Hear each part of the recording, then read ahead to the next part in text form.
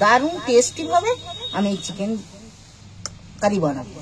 Chicken curry বানাতে নিয়েছি আমি এখানে 1 কেজি মাংস, এখানে আমি নিয়েছি 500 গ্রাম আলু, 250 গ্রাম পেঁয়াজ, পেঁয়াজটা ছাড়িয়ে নিয়েছি, আলুগুলো ছাড়িয়ে জলের মধ্যেই রেখে দিয়েছি, পেঁয়াজটাও আমি ছাড়িয়ে এখানে রেখেছি। এবার আমি খুব গুঁড়ো গুঁড়ো করে পেঁয়াজটা কেটে নেব। আমি বটিতে কাটছি, আমি ছুরিতে পারিনি, অসুবিধা হয়, তোমরা পারলে বটিতেও কেটে নিতে পারো, ছুরিতেও কাটতে পারো।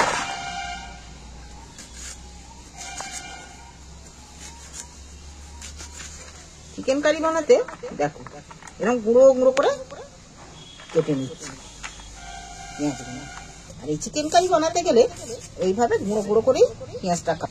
চিকেনের অনেক কিছুই খাও, অনেক রকমের খাও, আজ আমি এই চিকেন যে কারিটা বানাবো, চিকেন কারি বানাতে এইরকম গুঁড়ো গুঁড়ো করে পেঁয়াজটা কাটতে হবে, তবে এর সাথে ভালো হবে। দেখো পেঁয়াজটা আমার সবটা কেটে নিয়েছি, পেঁয়াজগুলো কেটে নিয়েছি, আলুটা সাইজ করে নিয়েছি। এখানে আমি অনেকগুলো কাঁচা লঙ্কা ব্যবহার করবো, কাঁচা লঙ্কার মোটাগুলো কেটে এখানে আমার আলু, পেঁয়াজ আর কাঁচা লঙ্কা বাটাটা রেডি। আমি উনুন জেলে কড়া বসিয়ে দিয়েছি, এবার আমার কড়াটাও গরম হয়ে গেছে, এবার তেল ঢেলে দিচ্ছি। আমি এখানে 100 গ্রাম তেল ঢেলে দিয়েছি, তেলটা আমার গরম হয়ে গেছে। এবার আমি গরম তেলের মধ্যে আলুগুলো ছেড়ে দিচ্ছি, আলুগুলোকে তুলে দিচ্ছি।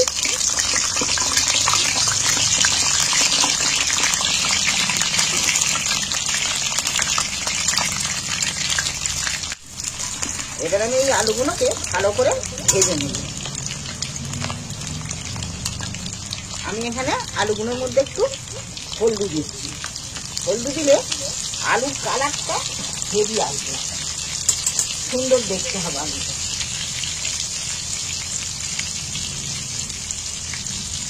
আর আলুটার মধ্যে নুন দিতে ভুলবেন না, আলুটার মধ্যে একটু নুন দিলে,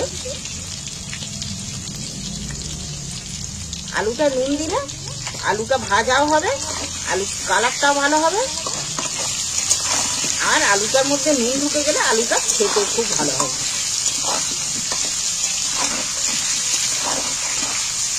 এবার আমি আলুটাকে একটু ভালো করে ভেজে নেব। দেখুন আলুর কালারটা দেখছো কত সুন্দর এসছে। দেখো আমার আলু একদম হেভি সুন্দরভাবে লাল লাল করে ভাজা হয়ে গেছে।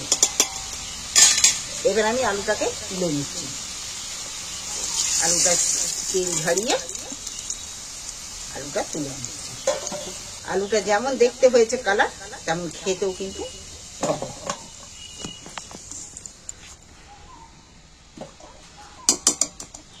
এবার এই আলু ভাজার তেলটার মধ্যেই আমি মাংসগুলো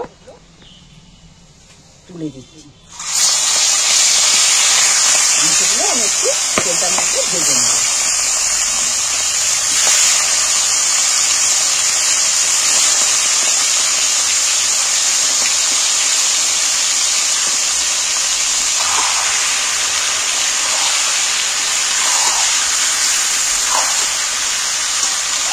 মাংসটা নিয়ে ফাঁকা তেলেই মাংসটা ভেজে নিচ্ছি।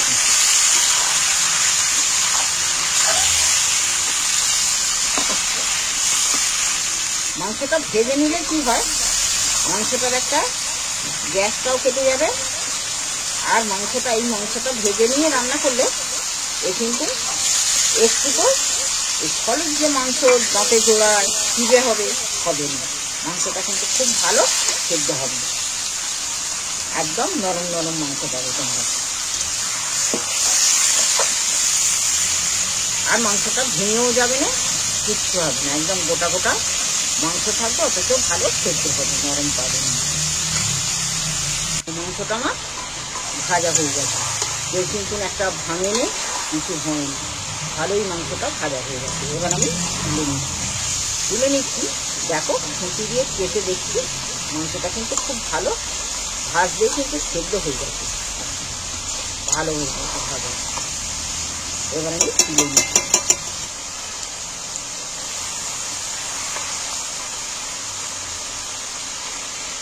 তেল ঝাড়িয়ে তুলে নিচ্ছি।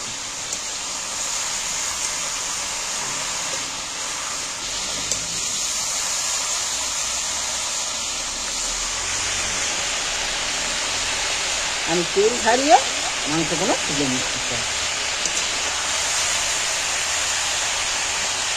এইভাবে তোমরা একবার চিকেন কারি বানিয়ে খেয়ে দেখবে, তোমাদের অবশ্যই ভালো লাগবে, এর দারুণ টেস্টি হবে। দেখো এবার যে তেলটা রয়েছে, তেলটা কতটা, যা তেল দিয়েছি তার থেকে কিন্তু তেল বেড়ে গেছে, বেশি হয়ে গেছে তেল, মাংসের যে তেলটা বেরিয়ে গেছে। প্রথমে আমি দুটো ওই তেলের মধ্যেই দুটো তেজপাতা তুলে দিচ্ছি, 2-3 টুকরো দারচিনি দিন, 4টে এলাচ, 2টো লবঙ্গ। আমি এটাকে ভালো করে ভেজে নেব।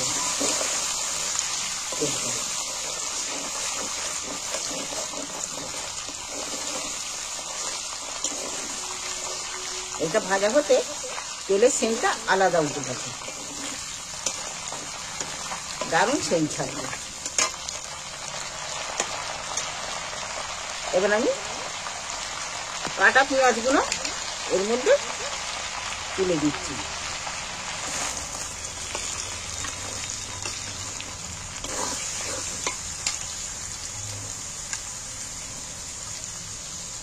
ভাজা মাংসের উপরে আমি ম্যারিনেট করে রাখতে আমি 2 চামচ লাল লঙ্কা দিচ্ছি, কাশ্মীরি লাল লঙ্কা 2 চামচ দিচ্ছি, 1 চামচ ধনে পাউডার দিচ্ছি, 1 চামচ মিট মশলা দিচ্ছি। এবার আমি মশলাটাকে ম্যারিনেট করে একটু রেখে দিচ্ছি।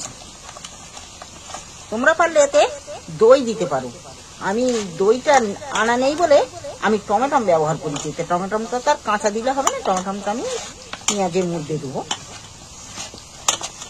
আমি এই মশলাটা একটু ম্যারিনেট করে রাখছি,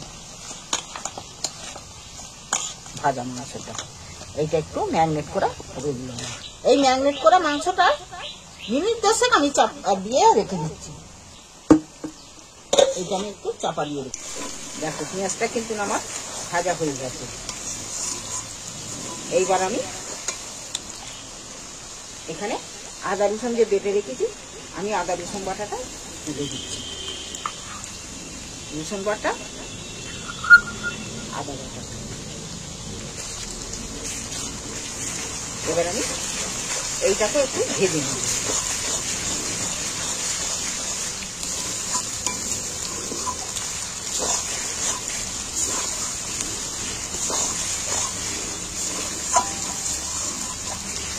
দেখবে এইভাবে একবার চিকেন কারি বানিয়ে খেলে তোমাদের বারবার খেতে ইচ্ছা করবে। দারুণ স্বাদের এই রেসিপিটা, এই চিকেন কারি খেলে ভুলবে না, মুখে লেগে থাকবে।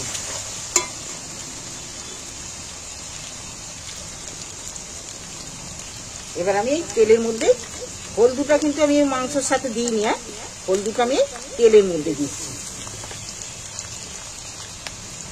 হলদুটা তেলের মধ্যে দিচ্ছি, হলদুটা কিন্তু তেলের মধ্যে দিলে কালারটা দারুণ আসে।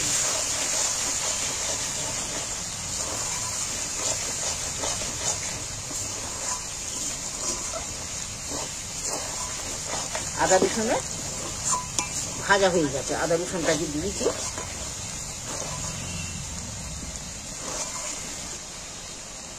এখানে আমি 4টে টমেটো নিয়েছি, টমেটোটাকে পেস্ট করে নিয়েছি। টমেটোটা 4টে দিয়েছি কারণ দই আমার কাছে আজ দই নেই, তাই দইয়ের বদলে আমি 4টে টমেটো দিয়ে কাজ মেটাচ্ছি। তা নাহলে তোমরা যদি দই ব্যবহার করো তাহলে কিন্তু 2টো টমেটো দেবে। আমি এখানে টমেটোটা দিয়ে দিচ্ছি। টমেটোটা দিয়ে এবার আমি ভালো করে ভেজে নিতে হবে। টমেটোটা কাঁচা দিলে গন্ধ ছাড়বে, টমেটোটা ভালো করে কিন্তু ভাজতে হবে এই মশলাটাকে। এবার আমি আস্তে আস্তে জাল দিয়ে ভালো করে মশলাটাকে 8 থেকে 10 মিনিট এটাকে ভাজতে হবে টমেটোটাকে। এবার আমি টমেটোটা ভাজতে নেড়ে নেড়ে ভাজবো, তা হালকা আঁচে জাল দিয়ে। দেখো আমার কিন্তু টমেটোটা ভাজা হয়ে গেছে, মশলা দিয়ে তেল ছেড়ে দিয়েছি। আর গ্রেভিটাও কত সুন্দর, দেখতেও যেমন হয়েছে খেতেও কিন্তু দারুণ হবে। দেখছো তেল ছেড়ে দিয়েছে পুরো মশলাটা থেকে। এবার আমি আলু ভাজা আলুগুলো এর মধ্যে তুলে দিচ্ছি।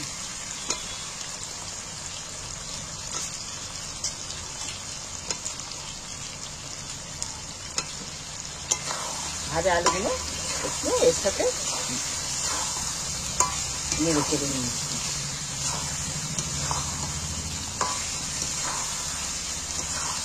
এই রেসিপিটা যা দারুণ স্বাদের রেসিপি হবে, যে না খাবে বানিয়ে তার লস। এইভাবে একবার বানিয়ে খেয়ে দেখবে, ভালো লাগলে চ্যানেলটা আমার অবশ্যই সাবস্ক্রাইব করবে। দেখো ম্যারিনেট করা মাংসটা এবার আমি তুলে দিচ্ছি।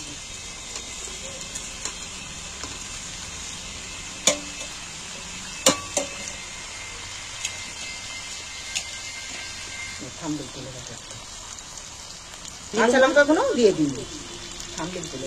এইবার মশলাটাকে ভালো করে মাংসের সাথে কষিয়ে নেব।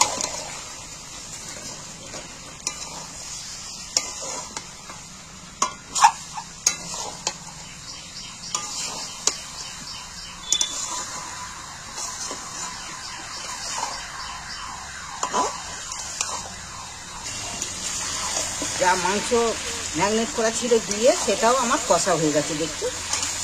এইবার আমি জল দিয়ে দেবো। তোমরা যেমন জল পরিমাণে দেবে সেই রকম কিন্তু দেবে। তোমরা যদি কষা খেতে চাও তাহলে এইভাবেই চিকেন কারি এইভাবেই রেখে দেবে। চিকেন কারি মানে একটু জুস জুস রাখতে হবে। আমি দেখো জল এবারে সাইড দিয়ে জল দিয়ে দিচ্ছি একটু।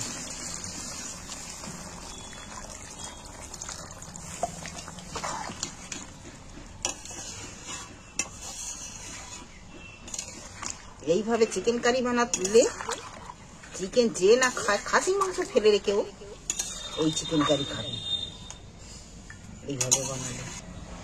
এবার আমি একটা জায়গায় এনে চাপা দেব।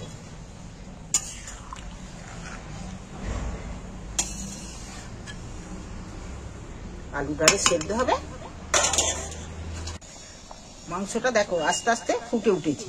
এবার আমি একটা চাপা দিয়ে যাতে ভালোভাবে আলুটারে সেদ্ধ হয়ে যায় চাপা দিয়ে রাখবো।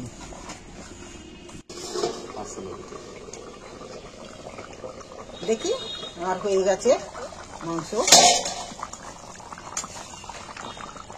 দেখো যেমন কালার এসছে তেমন কিন্তু যেমন দেখতে হয়েছে তেমন খেতেও হবে। আমার এটা হয়ে গেছে রেডি। এখন তার ধনে পাতা পাওয়া যাচ্ছে না, ধনে পাতা আমার হাতে নেই, আমি একটু কেসরি মেথি একটু ছড়িয়ে দিচ্ছি।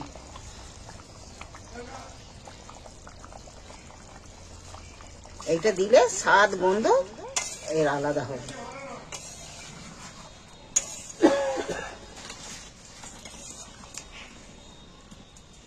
আমি এবার একটা জায়গার মধ্যে তুলে নিচ্ছি।